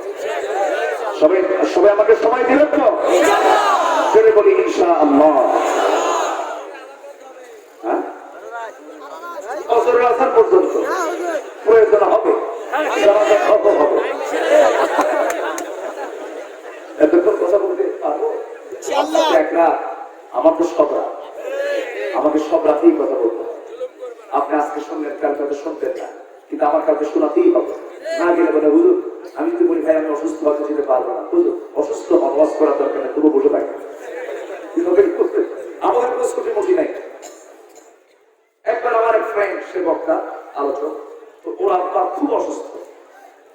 হসপিটালে ভর্তি করেছে। বলছে ভাই আমি থাকতে পারছি না, আমার আব্বা আমাকে খুব দেখতে চাচ্ছেন, বয়োবৃদ্ধ তিনি, বয়স্ক মানুষ, আমি যাই। এখন কমিটি বলে হুজুর আপনার যদি মরেই যায় সমস্যা নেই, হসপিটালে রাখার জন্য ফ্রিজে রাখতে যে খরচ সে খরচ আমরা করবো। চিন্তা করছেন মানে আপনি মরে যান তবু মাহফিল মিস করা যাবে না। তবে হ্যাঁ আসলে দেখা যায় ধরেন আজকে এই মাহফিলে আল্লাহ না করুন আমি যদি না আসতে পারতাম, কমিটির কাছে জবাব দেওয়া খুব কঠিন না? কমিটির জবাব দেওয়া কঠিন না? সবাই বলতেন যে দেখো হয়তো হুজুরের দাওয়াতই দেয়, এই এক কথা ও আরেক কথা বলতো, কিন্তু অসুবিধা সুবিধা অসুবিধা হয়, কিন্তু অসুবিধা কার নাই? অসুবিধা কার নাই? অসমর্থ কার নাই? সকল সমর্থ কার? সকল যোগ্যতা কার? সকল পরিপূর্ণতা কার? যাই হোক দেখি আমি চেষ্টা করছি আমার অবস্থান থেকে কতটুকু বলা যায়। কেবল একটা হলো জান্নাতের কুরসি, আর কয়টা আছে? দুইটা আছে। আমরা শুনবো একটা একটা করে, জোরে বলি ইনশাআল্লাহ। আমরা কি ইমান এনেছি নাকি? নামাজ না পড়ি ইমান তো আছে, ঠিক আছে না? আপনার এরকম কথা সমাজে চালু আছে না নাই? ইমান আছে, নামাজ না পড়ি ইমান তো আছে। কি কোন হুজুর এটা ধরে দেবো শুধু অর্ডার দিয়ে দেয়, এরকম আছে না নাই? এদিকে নামাজ নাই, এদিকে ফিউজ নাই, কি নাই? লাইট জ্বলবে, লাইট জ্বলবে নামাজ দিয়ে, লাইট জ্বলবে কি দিয়ে? নামাজ দিয়ে। সবাই কি নামাজ পড়েছে? একটা নামাজ ইনশাআল্লাহ মানে কালকে পড়বেন? পড়েছি মানে কি আলহামদুলিল্লাহ বলবো? বলি আলহামদুলিল্লাহ। ফজর কি পড়বো? ফজর পড়বো? ফজর কাজা হবে? ফজর পড়বো, এশা পড়বো জামাতে, গোটা রাত নফল নামাজের সওয়াব। যদি বলে সুবহানাল্লাহ। আল্লাহ কত বোনাস দেয়, আল্লাহর বোনাস কি ছোটখাটো বোনাস? মোবাইলে টাকা নিলে এই অফার, ঈদের মধ্যে কত অফার আছে না? এটা নিলে এটা ফ্রি, এটা নিলে এটা ফ্রি, আছে না নেই বলেন? আর আল্লাহ কি অফার থাকে? ফজর নামাজ, এশার নামাজ জামাতে পড়, গোটা রাত কিয়ামুল লাইলের সওয়াব। সুবহানাল্লাহ, জোরে বল সুবহানাল্লাহ। একবার সুবহানাল্লাহ বলবি আসমান জমিনে যত ফাঁকা স্থান সব সওয়াব। জোরে বল সুবহানাল্লাহ। বাস এরপর সুদ খাবে। আমি তো সুদ দিয়ে শুরু করছি, সুদ দিয়ে শুরু করছি না? সুদ আর ইমান কি এক জায়গায় থাকতে পারে? সুদ আর ইমান কি এক জায়গায় থাকতে পারে? রোজাদার অফিসার, রোজাদার সিগনেচার দিলে পরে চেক পাবে, সিগনেচার দিয়ে দিছে, চেক এখন হাতে দিয়ে দিচ্ছে, বলতেছে ভাই আমি তো রোজা আছি। যদি সিগনেচার দিয়ে দিচ্ছে সমস্যা নাই, চেকটা এখন হাতে নিলে রোজা তো ক্ষতিগ্রস্ত হবে। তা আমি এখন চেক আর নেবো না, তুমি পকেটে দিয়ে দাও, সন্ধ্যার পরে দেখে নেবো।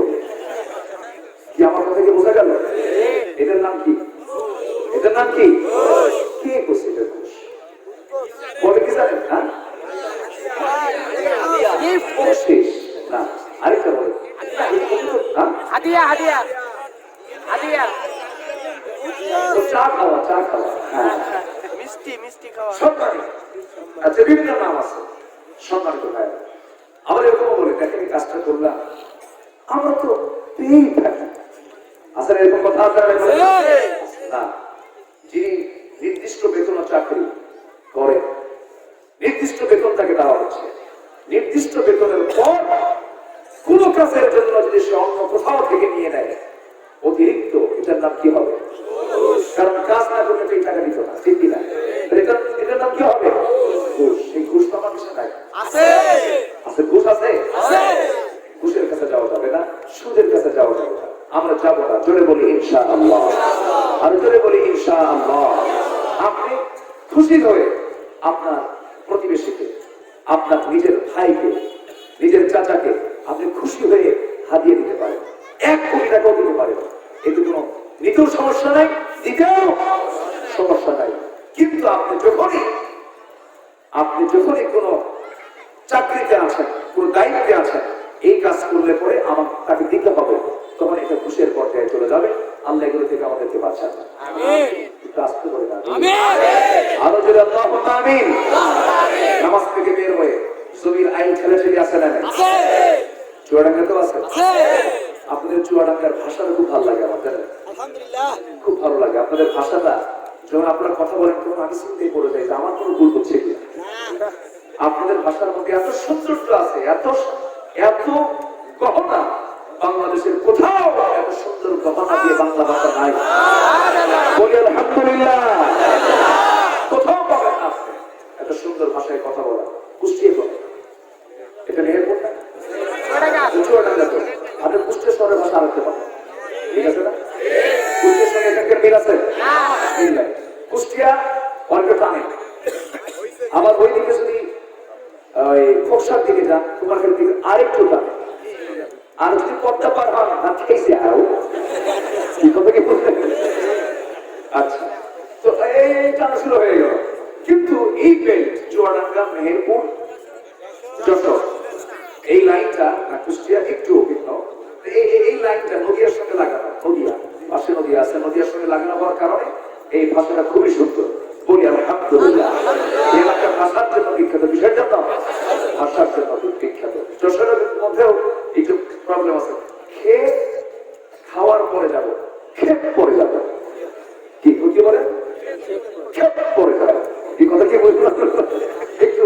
ভাষার কিন্তু তারতম্য আছে কিন্তু আপনাদের এই এলাকার ভাষার মধ্যে কোনো তারতম্য নেই বলে আলহামদুলিল্লাহ সাতক্ষীরার মানুষ কথার শেষে বলে ভাত খেয়ে যাবেন বলো ভাত খেয়ে যাবেন বলো বলো শব্দটা তারা এক্সেস এটা ভাষার একটা গহনা একটা এক্সেস করে বলো চট্টগ্রাম তো আরো সুন্দর মাশাআল্লাহ হ্যাঁ চট্টগ্রাম আরো সুন্দর না চিরাগান ওরা মানে ব্যবসায়ী মানুষ বুঝলেন ওদের ভাষা এত লম্বা করে বলার সময় নেই ভাই এখানে বসে ভাই এই পাশে বসে এটা তো সই বাংলা ওরা বলে ঠিক কে বই এই কথা কি বুঝলেন ইনজাইন্ড মানে এখানে আসে কথা বুঝলেন নাই ওরা সব কিছু সহজে পারে ওদের লম্বা কথা বলার সময় ওদের নাই ব্যবসা করে আচ্ছা ওইদিকে ময়মন সিং এর মানুষ ওরা আবার সমাজ অনেক লম্বা লম্বা চলে বুঝলেন বিশাল বড় বড় মাঠ বড় ওদের ভাষাটা লম্বা ওরা মধ্যে মুনফাসিল শর্ট আনবে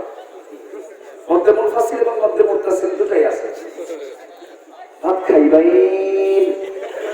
বুঝতেছেন মানে ভাত খাবেন নাকি ভাত খাইবাই লম্বা টান পাবে এই যে ভাষার সৌন্দর্য গুলো কে দিয়েছেন আসতে বলেন না কে দিয়েছেন আপনারা অনেক সুন্দর ভাষায় কথা বলেন আমি খুবই প্রশংসা করি আল্লাহ আপনাদের ভাষাকে আরো সুন্দর করে দেন রাসূল বলেছেন কি জানেন নাহনু আফসাহুল আরব রাসূল নিজে বলেছেন আমি বললাম শুদ্ধ আরবি ভাষী একজন মানুষ রাসূল নিজে বলতেন আমি শুদ্ধ আরবি ভাষী একজন মানুষ আপনারা এই সুন্নতের কায়দা বলতে পারবেন আমি শুদ্ধ একজন বাংলা ভাষাভাষী মানুষ আলহামদুলিল্লাহ নবীর সুন্নতের সঙ্গে মিল আপনাদের আছে না নাই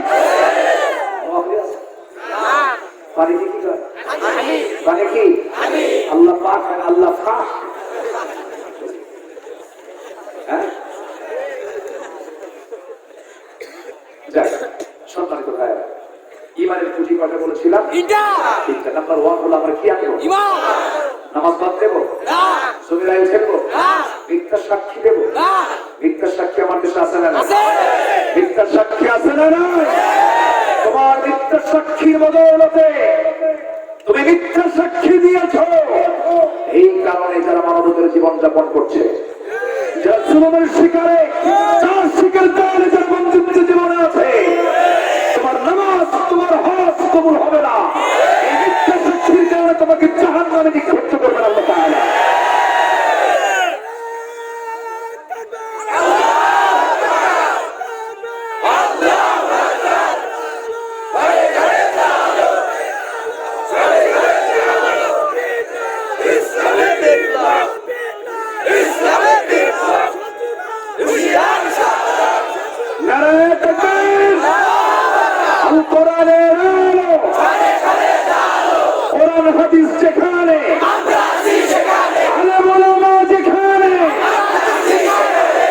আল্লাহ কবুল করুন আমাদের রবকে আমাদের নেতাকে আমাদের নেতাকে আমাদের দলকে আরো জোরে আরো জোরে আরো জোরে এই তিনটি বিষয়ের ভিতরে আমার রব আমার নেতা আমার দল এই তিনটার ভিতরে যেই ভাগ বসে আসবে গলা চিপে ধরবো আমরা তার এই ক্ষেত্রে কোন আপোষ করা যাবে না কারণ এখানে ইমান আছে না মিথ্যা সাক্ষী দেওয়া যাবে মেয়ের সম্পত্তি ছেলেকে রেখে দেওয়া যাবে এরকম পাপ আছে না আমার মায়ের এখন খুব খুশি হতে ভালো করে খুব দুঃখে আছে এদেশের অধিকাংশ মেয়েরা আমার সম্পত্তি থেকে মাহরুম আছে না?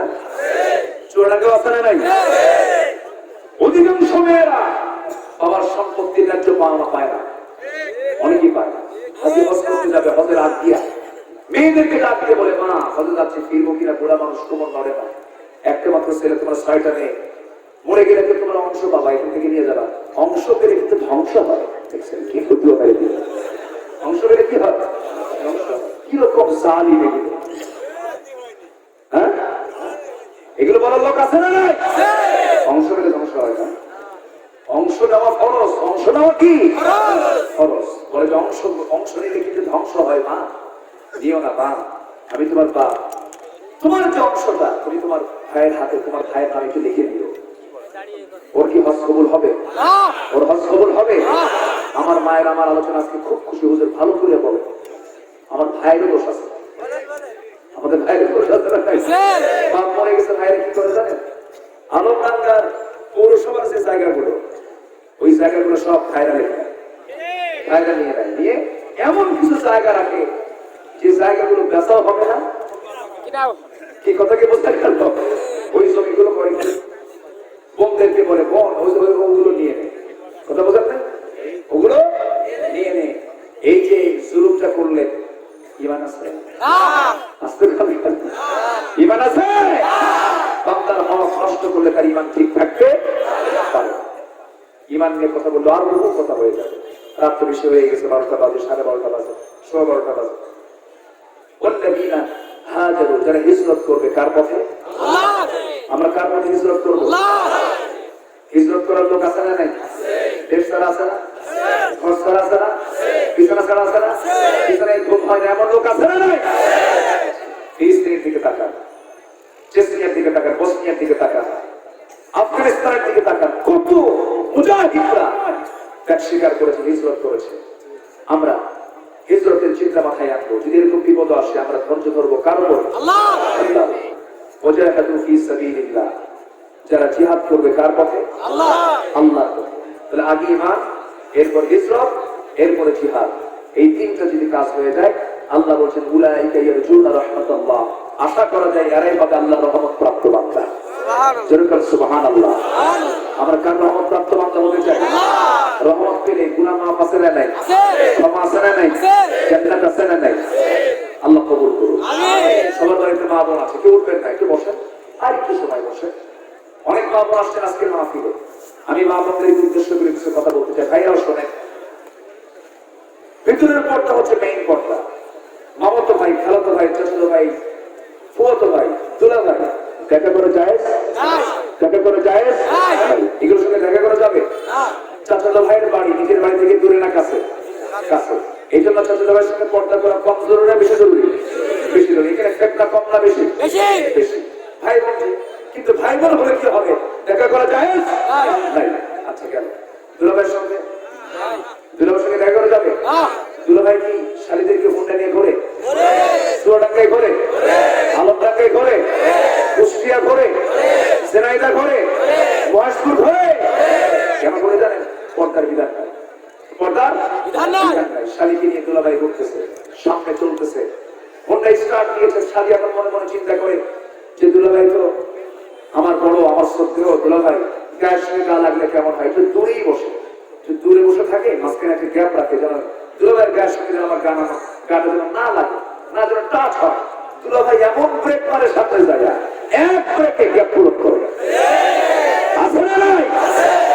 এই নোংরামিগুলো করার সুযোগ দেওয়া যাবে না। এই সুযোগ সৃষ্টি করে দেয় কিছু মুরব্বীরা। মুরব্বী আপনাকে সচেতন হতে হবে, পর্দার বিষয়ে সতর্ক থাকবেন। আল্লাহ তুমি সবাইকে বোঝার তৌফিক দিন।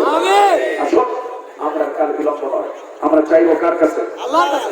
আল্লাহর কাছে যাবো। ফজর কি সবাই পড়বো ইনশাআল্লাহ? কারা কারা হাত করে ফজর পড়বেন? কারা কারা চিৎকার মেরে বলি ইয়া আল্লাহ, ইয়া রহমান।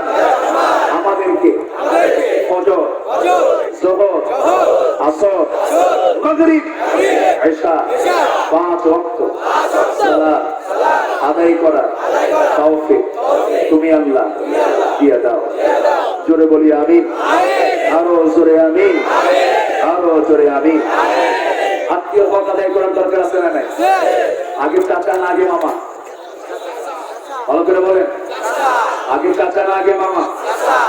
আগে চাচা, মামা না শ্বশুর? মামা বলেন। 1 নাম্বার চাচা চাচা, চাচার কুল, বাবার কুল। 1 নাম্বার কি? বাবার কুল, চাচার কুল। নাম্বার 2 হলো মামার কুল, মার কুল। নাম্বার 3 হলো কি? শ্বশুরের দিকে যাবে। এখন 1 নাম্বার কোনটা? শ্বশুর মাশাআল্লাহ। ভালো না? এই সমস্ত বিষয়গুলো আমরা খেয়াল করবো। জোরে বলি ইনশাআল্লাহ। আল্লাহ আপনাদের সবাইকে বোঝার তৌফিক দিয়ে দেন। এরকম তো অনেক কথাই ছিল, রাত হয়ে গেছে। যাই হোক, আসো আমরা এখন দোয়া করবো। আমরা চাইবো কার কাছে? আমরা প্রশাসনকে ধন্যবাদ জানাচ্ছি। এই মাহফিলটার অনুমোদনের ব্যাপারে অনেক মেহনত করেছেন ভাই, চেয়ারম্যানকে আমরা ধন্যবাদ জানাই এবং আলমনগর প্রশাসনকে আমরা ধন্যবাদ জানাচ্ছি। এই মাহফিলটা অনুমোদনের ব্যাপারে তারা অত্যন্ত সম্মতি প্রকাশ করেছেন। বলি আলহামদুলিল্লাহ। আল্লাহ তুমি কবুল করো। দোয়া না করে যাচ্ছেন কেন? সবাই বলি সুবহানাকা আল্লাহুম্মা আশহাদু লা ইলাহা ইল্লা আনতা আস্তাগফিরুকা ওয়া আতুবু ইলাইকা। চিৎকার মেরে বলি আল্লাহ, আমার জীবনে সগীরা কবীরা, ছোট বড় সব গুনাহ তুমি আল্লাহ মাফ করে দাও, মাফ করে দাও। ফিরে বলুন ইয়া রাব্বাল আলামিন। নামাজের মধ্যে করে বসে, নামাজের মধ্যে করে বসে আমরা আল্লাহর কাছে চাই, আল্লাহর কাছে বলি আল্লাহ যেন আমাদেরকে মাফ করে দেন। হুজুর একটা সঙ্গীত, একটা রিকোয়েস্ট, হুজুর একটা সঙ্গীত বলেন। আল্লাহ ربنا ظلمنا أنفسنا وإن لم تغفر لنا وترحمنا لنكونن من الخاسرين ربنا لا تزغ قلوبنا بعد إذ هديتنا وهب لنا من لدنك رحمة إنك أنت الوهاب গভীর রাত্রি ঝুমরাত ঝিমানো রাত্রিতে চাঁদের মতো হাজারো মুসলমান নরনারীকে নিয়ে তোমার কালামে একটি আয়াতকে সামনে রেখে ঈমান, হিজরাত, জিহাদ শীর্ষক কিছু আলোচনা করার চেষ্টা করেছি। তোমার দরবারে কাঙ্গাল বেকারির মতো সে শান্তি সে দুটো হাত পেতে আছি। আল্লাহ, গুনার দিকে নজর দিও না, বান্দা মনে করে তামাম জীবনের গুনাহগুলোকে মাফ করে দাও। জনম দুঃখের ইমাম, জনম দুঃখী বাপ জানজারে চলে গেলেন, জিন্দেগির গুনাহগুলো মাফ করে দাও, কবরগুলোকে জান্নাতের টুকরা বানাইয়া দাও। অনেক আলোচনা শেষ করে বাড়ি ফিরে যাব, বাড়িতে ফিরে গিয়ে সব দেখবো কিন্তু মাকে পাবো না রে। সেই মার দিকে তাকালেই বরকত, যে মার দিকে তাকালেই রহমত, যে মার দিকে তাকালেই গুনাহ মাফ।